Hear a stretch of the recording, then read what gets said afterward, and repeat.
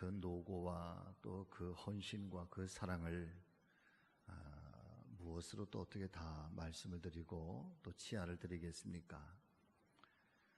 간절히 바라고 원하는 것은 하나님께서 그 모든 것 기억하시고 건강 주시기를 바라고 또 늘 은혜와 평강이 있으시기를 바라고 가장 좋은 것 자자 손들이 하나님 앞에 큰 복을 받는 그런 축복의 가정, 축복의 가문들 다 되시기를 예수님의 이름으로 축원합니다.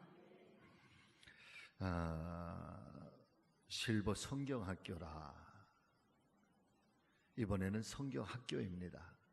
그리고 선생님들도 계시고 내가 교회 학교에 학생이 되어서 다시 한번 말씀도 좀 배우고 또 좋은 교제의 시간도 갖고 또 특별히 내일은 강화도를 중심으로 한 그 국내 성지, 강화도 내에 있는 캐톨릭 성지 또 우리 개신교회의 성지 한번 쭉 돌아보시면서 신앙을 함께 아름답게 세워갈 수 있는 그런 애가 되시기를 간절히 소망해 봅니다.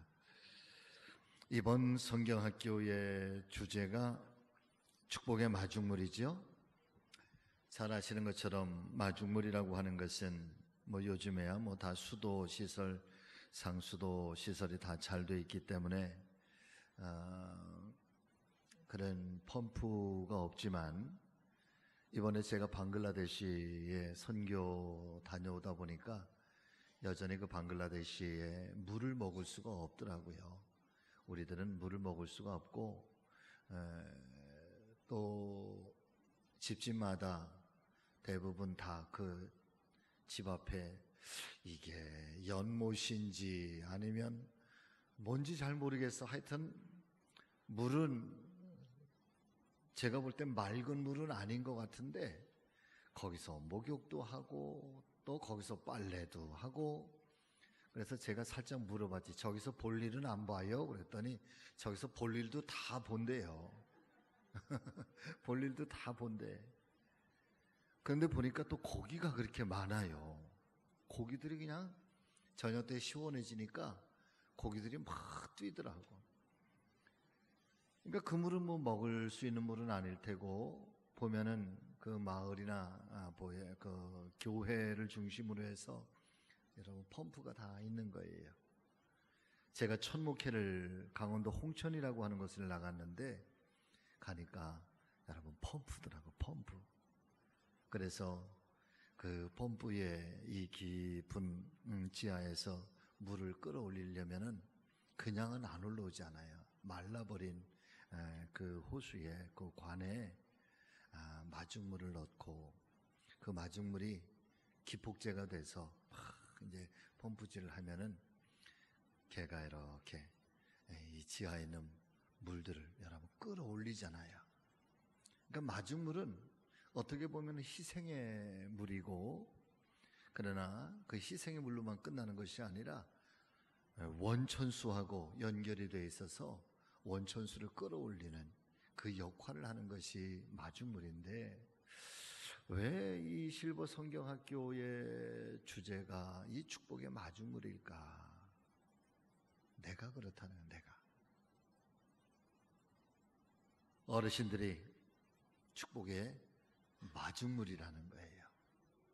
우리 교회의 마중물이시고 할렐루야 우리 자손들의 마중물이고 교회도 그렇고 우리의 가정도 그렇고 우리의 자손들도 다 그렇고 복의 근원이신 하나님과 다 연결이 되어 있는데 이 하나님의 축복을 가져올 수 있는 끌어올 수 있는 축복의 통로이기도 하고 그 축복의 근원의 이 축복의 샘물을 이제 교회 안에 또 가정과 자녀 손들에게 그렇게 쏟아줄 수 있는 그 마중물이 바로 오늘 어르신들의 역할이고 또 내가 감당해야 할 내가 노년에 감당해야 할 그런 하나님의 귀한 사명인 것을 아마도 이번 성경학기를 통해서 우리에게 말씀을 해주시고 있는 것 같습니다. 특별히 에스더서를 통해서 우리에게 들려주시고 있는 이 축복의 마중물을 모르드게라고 하는 사람을 이제 정해서 알려주고 있습니다. 이스라엘 백성들의 역사를 가만히 살펴보면은 사사 시대가 이제 가나안 땅에 들어가서 사사 시대를 처음 맞이하게 되지요. 왕이 세워지기 전에. 그리고 사사 시대가 끝이 나고 나면은 이제 이스라엘 백성들이 우리에게 왕을 좀 달라, 왕을 세워달라 그래서 사울 왕이 제1대의 왕으로 세워지고, 사울에 이어서 이제 다윗, 솔로몬으로 이어지는 그런 왕가가 이루어지게 됩니다. 그러다가 이스라엘이 남쪽의 이스라엘과 북쪽의 유다라고 하는 나라가 둘로 여러분 갈라져 버려요. 갈라지는데 이유 속에는 뭐 정치적인 이유도 있겠지만 또 거기에는 신앙적인 의미가 커요. 이스라엘은 어쨌든 하나님과 언약을 맺은 백성인데 하나님과 언약이 깨어질 때마다, 하나님 앞에 불순종할 때마다 그런 거대한 시련의 역사를 경험하게 되는데, 그러다가 결국에는 나라가 남쪽도 북쪽도 다 망하게 돼요. 그 나라가 망할 때에 하나님의 말씀인 성경이 한마디를 정해주게 돼요. 한마디. 그때 당시에 당대의 신앙에 대해서 한마디로 이야기를 하는데, 이스라엘 백성들이 같이 한번 해보세요. 자기의 소견대로 하나님을 믿었더라. 신앙은 자기의 소견대로 믿는 게 아니란 말이에요. 할렐루야. 하나님의 말씀이 기준으로 정해져 있고, 전능하신 하나님이 때마다 순간마다 선지자들을 통하여, 때로는 예언자들을 통하여, 때로는 제사장들을 통하여, 때로는 하나님의 사람들을 통해서 하나님께서 말씀을 하시고 그 말씀대로 그렇게 순종하면서 살게 돼 있는데, 말씀이 희귀해지기 시작하고 하나님의 말씀이 선포가 돼도 안 믿고 따르지 않고 순종하지 않고, 그러면서 성경이 표현하는 이스라엘 백성이 그렇게 망하게 되는 그 근본 원인에는 저들이, 이스라엘 백성들이 자기의 소견대로, 그러니까 자기가, 쉽게 말씀을 드리면 자기가 믿고 싶은 대로 마음대로 믿었다는 거예요. 심지어는 어떤 일들이 일어나는가 하면, 이 하나님 거룩한 성전에 성물들이 있잖아요. 강대상도 있고 뭐 그런 성물들이 있는데, 여러분 그 성물들을 팔아먹어. 누가? 제사장이. 엘리 제사장의 두 아들 홈리와 비누아스 같은 경우에는 이 성전에서 정말 나쁜 짓을 저질러. 그리고 하나님 앞에 드려지는 제물들을 먼저 빼돌리기도 하고, 심지어는 이 하나님의 거룩한 성전에서 우상을 섬기기도 하고, 전 나라 곳곳 방방 곳곳마다 기도처가 있었거든요. 1년에 3차 예루살렘 성전에 올라와서, 다윗 성전에 올라와서 하나님 앞에 1년에 3번씩은 꼭 절기의 예배를 드리게 돼 있잖아요. 그럼 올라오지 못할 때는 전국에 만들어진 각 기도처에서 하나님 앞에 예배를 드리기도 하고 제사를 드리기도 하고 기도하기도 했는데, 그 기도처마다 우상의 신상들을 만들어 놓고, 그런데 그 일의 처음 시작이 여러분 솔로몬 때부터 시작이 된단 말이에요. 그러니까 나라가 큰 신앙적으로 다 흔들리고 정결함이 사라지니까 그 다음부터는 자기가 믿고 싶은 대로 예수를 믿는 거예요. 하나님을 믿는 거예요. 그 하나님이 깨끗하게 다 정갈하게 다듬기 위해서 그렇게 바벨론이 70년이라고 하는 세월 동안 여러분 나라가 망하고 예루살렘이 다 회파되고 다 무너져 버리는 거예요. 그러다가 극적으로 바벨론 포르기가 끝이 났어요. 바벨론이 페르시아라고 하는 나라에 또 망해요. 아수르라고 하는 나라에 망해요. 근데 그때에 나라가 바빌론이 망하면서부터 이제 포로로 잡혀갔던 이스라엘 백성들이 예루살렘으로 돌아가고 고향 땅으로 돌아간단 말이에요. 1차, 2차, 3차에 걸쳐서 돌아가게 돼요. 그런데 이방 땅에서 70년을 살아봐요.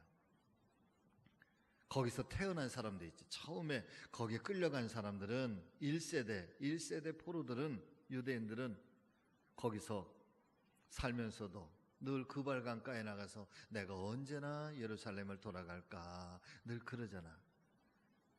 금방 돌아갈 줄 알았는데 세월이 지나가면서 돌아가시기도 하고, 또 어릴 때에 끌려갔던 사람들은 청년이 되면서, 다니엘 같은 사람들은 청년이 되면서 이제 거기서 또 결혼도 할 거고, 또 거기서 태어난 사람들도 있을 것이고, 그렇죠?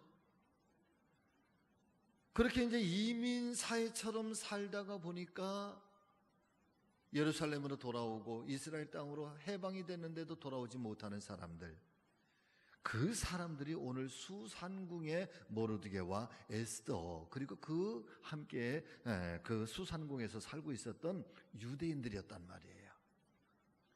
그래 여전히 이방 땅에서 그렇게 살고 있으니까 얼마나 어려움도 겪고 시련도 겪고 멸시도 당하고, 뭐 정계에 진출을 할 수가 있었겠어요? 큰 벼슬을 할 수가 있었겠어요? 그러는 중에 하만이라고 하는 이 수산궁의 총독, 이 페르시아의 총독인 사람이, 국무총리와 같은 사람, 권력을 가진 사람, 군대 장관 같은 사람, 그러니까 늘 왕권을 강화하기 위해서 매일 왕에게 와서 절을 하라고 그러고, 그렇게 권위 앞에 순종하라고 그러고, 신앙은, 하나님 섬기는 신앙은 절대로 지키지 못하도록 그렇게 강압적으로, 그러니까 많은 사람들이 다 하나님의 신앙을 버리고 여러분 다 그 앞에 엎드리기도 하는데, 그런데 그 중에 모르드게라고 하는 이 사람만큼은 신앙의 절개를 지키는 거예요.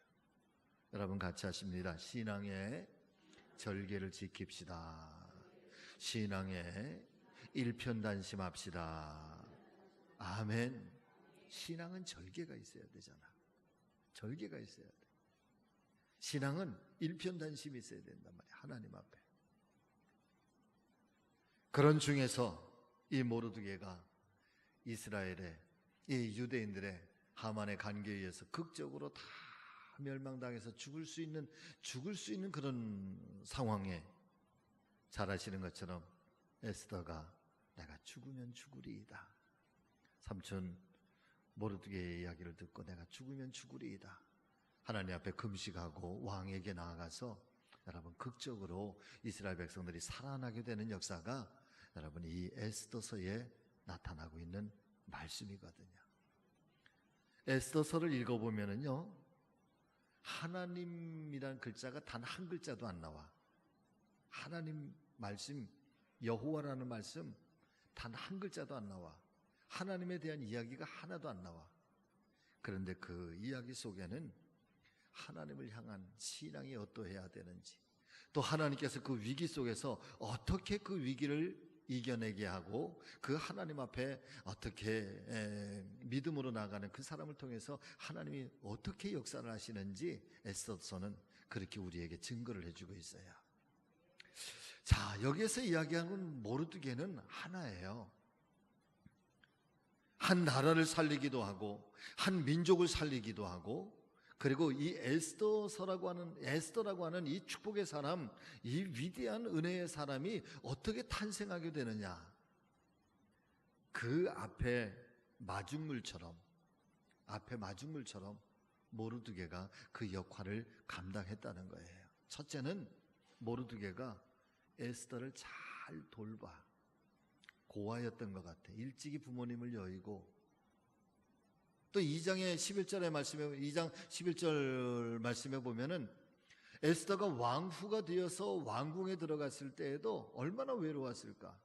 그래도 이 모르드게는 친자식처럼 늘 그렇게 안부를 전하고 돌아보고, 특별히 그 위기가 있을 때에 에스더에게 찾아가서 너를 왕으로 세운 것이 이때가 아니냐, 하나님께서 이때를 위해서 세운 것이 아니겠느냐라고 하면서 에스더의 신앙이 흔들리고 요동치지 아니하고 이 신앙이 벗어나지 않도록 그렇게 늘 지켜주는 역할도 했어요.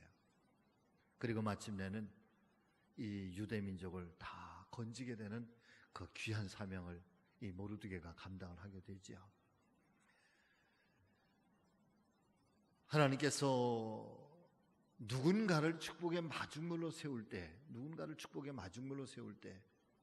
그 한 사람을 통해서 먼저 믿음의 사람을 하나님이 잘 세우시는 줄로 믿습니다. 저는 그렇게 생각해요. 오늘 말씀이 바로 첫 번째 얘기는 바로 그거 같아요. 할머니, 할아버지들 뭘까? 어떤 의미에서 축복의 마중물일까? 하나님이 내 자손을 위한 기도의 사명자로, 신앙의 사명자로 세우신 줄로 믿습니다. 그래서 어떤 분이 그런 얘기를 해요. 노년에 가장 귀한 사명이 뭘까? 물론 제가 신방을 가면은 다 기도의 제목이 한결 같으셔요. 뭐냐 하면 내 몸이 좀 아프고 건강이 좀 약해도 괜찮아. 그냥 내 아들이 잘 됐으면, 내 손주가 잘 됐으면. 그런데 손주가 잘 되는데 친손주하고 외손주하고 조금 다르더라고 보니까. 어쩜 그러셔? 친손주하고 외손주하고 조금 차별이, 아주 요만큼 차별이 있으시더라고 내가 보니까. 그래도 손주들이 잘 됐으면, 그저 아들이 잘 됐으면. 제가 정권사님이요 깜짝 놀랐어요.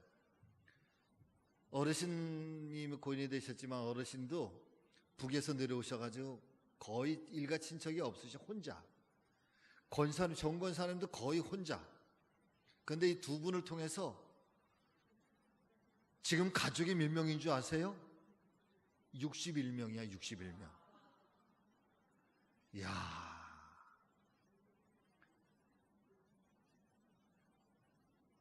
제가 그 기도 다 했어.